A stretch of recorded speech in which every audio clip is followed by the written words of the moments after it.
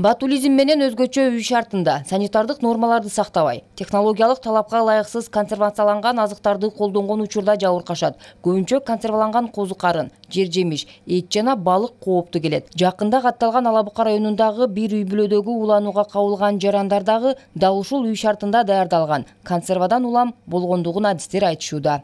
Жакында эле областтык эпидемияга каршы өзгөчө комиссиясынын кезектеси отуруму болуп өттү. Ала Букадагы ошол үй бүлө мүчөлөрүнөн 6 киши ботулизмге чалдыгып, ооруканага реанимацияга түшүп калышты да, январь айында 2023.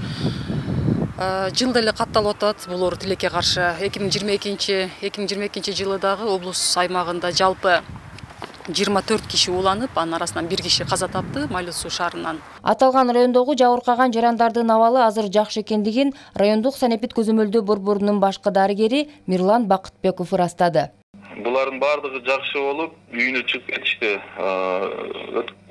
4 февраль күнү чыгып кетишти. Ошол эки баланын абалы бир аз оор болду эле. Биз өткөндө коллегада ЧПКда караганыбызда дагы анан бүгүн азыр абдан жакшы, азыр үйүнө дарыланып, выздоровление болуп үйүнө чыгып кетишкен булар. Ала Бука, Токтогул жана Базар Коргон райондорунда катталган ботулизмден улам облустук масштабта чукул жыйын өткөрүлүп, анда тиешелүү жетекчилерге тапшырмалар берилген. Уулангандардын арасында мектеп окуучулары дагы бар болгон. Учурда облус аймагындагы ар бир мектепке облустук билим берүү ушулдук борбору тарабынан ботулизм боюнча түшүндүрүү иштерин жүргүзүүнү колго алуу аракеттери башталды. Азыр мына жерлерде район шаарындагы мектептердин бардыгында 5-класстан 11-класска чейинки окуучуларда жат жазып алынып атат да. Темасы ботулизм деген эмне? Тамак аштан уулануунун алдын алуу боюнча эмне жумуш аткарыш керек деп.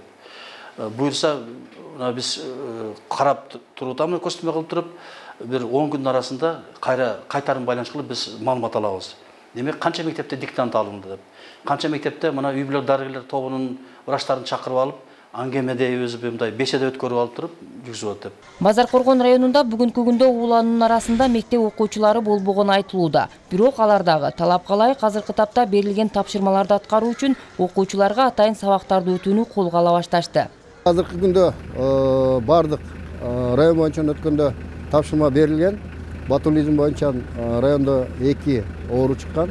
Бирок бүгүнкү күндө мектептерде эч кандай ботулизм жок.